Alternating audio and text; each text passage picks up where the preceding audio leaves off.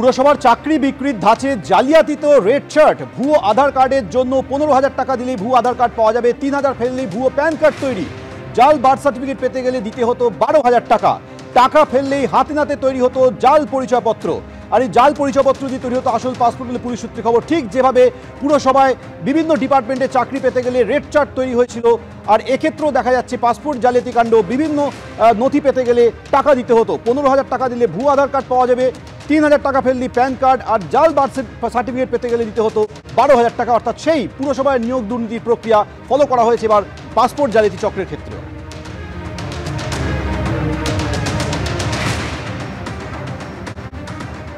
আপনারা দেখলেন সেই ছবি, একেবারে পুরো নিয়োগ দুর্নীতির মতো রেড চার্ট তৈরি করে এই পাসপোর্ট জালিয়াতি হচ্ছিল। পাসপোর্ট জালিয়াতি কাণ্ডে বারাসাত থেকে আরও এক ব্যক্তিকে গ্রেপ্তার করেছে পুলিশ।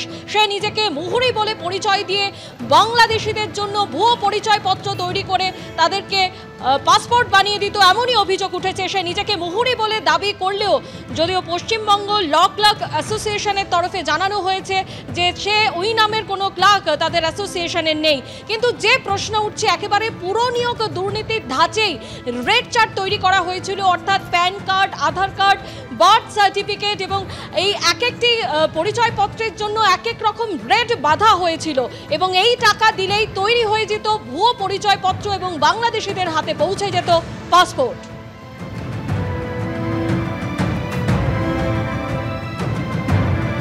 আপনারা জানেন যে এর আগেই পাসপোর্ট জালিয়াতি কাণ্ডে এক সাব ইন্সপেক্টর, যে একেবারে পাসপোর্ট ভেরিফিকেশনের দায়িত্বে ছিলেন, আব্দুল হাই, তাকে গ্রেপ্তার করা হয়েছিল।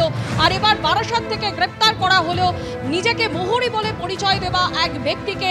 সে একেবারে ভুয়ো পরিচয়পত্র তৈরি করত, বাংলাদেশিদের জন্য পাসপোর্ট বানিয়ে দিত এই ভুয়ো পরিচয়পত্র তৈরি করে। কিন্তু যে উদ্বেগজনক বিষয় হলো, একেবারে পুরসভার চাকরি বিক্রির ধাঁচে এই জালিয়াতি চলছিল, যেখানে রেড চার্ট তৈরি করা হয়েছিল এবং টাকা ফেললেই তৈরি হয়ে যেত ভুয়ো পরিচয়পত্র। আপনারা দেখতে পাচ্ছেন আধার কার্ড, তার জন্য 15,000 টাকা ধার্য করা হয়েছিল। জাল বার্থ সার্টিফিকেটের রেট 12,000 টাকা। টাকা ফেললেই হাতে নাতে তৈরি হতো জাল পরিচয়পত্র। জাল পরিচয়পত্র দিতেই তৈরি হতো আসল পাসপোর্ট। সরাসরি আমাদের প্রতিনিধি সমীরণ পাল এই মুহূর্তে আমাদের সঙ্গে রয়েছেন। সমীরণ, খুবই উদ্বেগজনক এবং চাঞ্চল্যকর যে তথ্য উঠে এসেছে যে পুরো নিয়োগ দুর্নীতির ধাঁচেই এই রেড চার্ট তৈরি করা হয়েছিল, একেবারে ভুয়ো পরিচয়পত্র দিয়ে তৈরি করে ফেলা হতো আসল পাসপোর্ট। একেবারে ঠিক ভুয়ো নথি দিয়ে তৈরি করা হতো পাসপোর্ট, এরকমই আশঙ্কা করছেন পুলিশ আধিকারিকরা। এই যে সমীর দাস, যাকে গ্রেপ্তার করেছে বারাসাত থানার পুলিশ, গতকাল রাতে বারাসাত থেকে তাকে গ্রেপ্তার করা হয়েছে। সমীর দাসের বাড়ি বারাসাতের নবপল্লী বয়েজ স্কুলের কাছে এবং সেই বাড়ির কাছে তার একটা ছোট্ট মুদির দোকান ছিল এবং মুদির দোকানের সেইটা দিয়ে তার জীবন চলতো। কিন্তু শুধু তাই নয়, বারাসাত আদালতে মুহুরির কাজ করতো বলে সে দাবি করে নিজেকে, এবং বারাসাত উত্তর 24 পরগনার ল ক্লাস অ্যাসোসিয়েশনের তরফ থেকে জানিয়ে দেওয়া হয়েছে, তারা খোঁজ নিয়ে দেখেছেন যে তাদের সংগঠনে সমীর দাস নামে কোনো মুহুরি নেই। আজকে তাকে বারাসাত আদালতে পেশ করা হলে বিচারক তাকে 7 দিনের পুলিশ হেফাজতে নির্দেশ দিয়েছে, কেননা পুলিশ মনে করছে তাকে জিজ্ঞাসাবাদ করে গোটা চক্রের হদিশ পেতে হবে। এর আগে তুমি জানো, গাইঘাটা, হাবড়া, অশোকনগর এই সমস্ত জায়গায় যেটা দেখা যাচ্ছিল যে বাংলাদেশিরা চোরা পথে যখন এদেশে এসে পৌঁছচ্ছে, তাদেরকে বাড়ি ভাড়ার ব্যবস্থা করা, অর্থাৎ তাদেরকে বাসস্থান ঠিক করে তাদেরকে ভুয়ো নথি তৈরি করা হতো। কিন্তু এক্ষেত্রে একেবারে উল্টো, যারা বাংলাদেশের নাগরিক, তারা বাংলাদেশের বিভিন্ন প্রান্ত থেকে এই সমীর দাসকে ফোন করত এবং ফোন করে বলা হতো যে তাকে দ্রুত সমস্ত নথি তৈরি করে দিতে হবে। নথি তৈরি হয়ে গেছে নিশ্চিত জেনেই তারা কেউ মেডিকেল ভিসা, কেউ ট্যুরিস্ট ভিসায় বাংলাদেশ থেকে এদেশে আসতো এবং এসে হাতে গরম এই ধরনের Aadhaar card, voter card, PAN card পেয়ে যেত। অর্থাৎ নাগরিকত্ব পেতে কোনো কিছুর মাসুল দিতে হতো না, কেননা চটজলদি তাদের হাতে পৌঁছে যেত। কীভাবে পৌঁছে যেত? বাংলাদেশের বিভিন্ন প্রান্ত, শুধু বাংলাদেশের একটা দুটো জায়গা না, যেটা তদন্তে উঠে আসছে, বিভিন্ন প্রান্ত থেকে এই সমস্ত মানুষজন তারা এই সমীর দাসের সঙ্গে যোগাযোগ করত।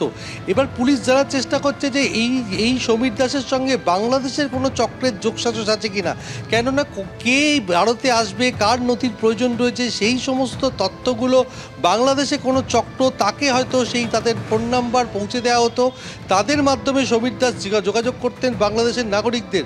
তারা এদেশে এসে পৌঁছানোর পরপরই তাদের হাতে এই ধরনের শংসাপত্র পৌঁছে যেত। বার্থ সার্টিফিকেটের জন্য কোথাও 12,000, আধার কার্ডের জন্য 15,000 টাকা, এমনকি প্যান কার্ডের জন্য 3,000 টাকা দিতে হতো।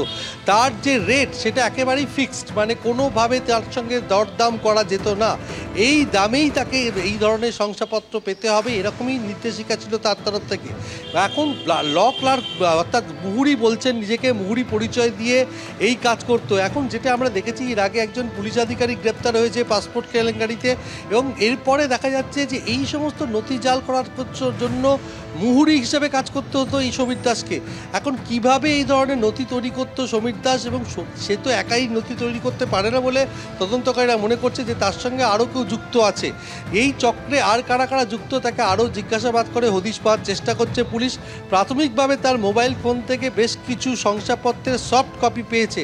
সেই সফট কপি ধরে সেই যাদের নামে এই ধরনের শংসাপত্র তৈরি হয়েছিল তাদের সঙ্গে যোগাযোগ করা হবে, এবং তারা কিভাবে কার মাধ্যমে সমীর দাসের সঙ্গে যোগাযোগ করতে পেরেছিল, সমীর দাসই বা কাদের সাহায্যে এই ধরনের ভুয়ো শংসাপত্র তৈরি করতে, এই সমস্ত হদিশ পাওয়ার চেষ্টা করছে বারাসাত থানার পুলিশ। ভারত বাংলাদেশ সীমান্তবর্তী উত্তর 24 পরগনা জেলা, সেখানে বাংলাদেশ থেকে নাগরিকরা আসছে, তারা তাদের শংসাপত্র তৈরি হয়ে গেছে নিশ্চিত জেনে এদেশে এসে হাতে গরম এই ধরনের শংসাপত্র পেয়ে যাচ্ছে। একেবারে কপালে সমীরণ, অর্থাৎ এই সমীর দাসকে জিজ্ঞাসাবাদ করে পুলিশ জানার চেষ্টা করছে তিনি বড় কোনো চক্রের সঙ্গে যুক্ত রয়েছেন কিনা। তুমি আমাদের সঙ্গে থাকো।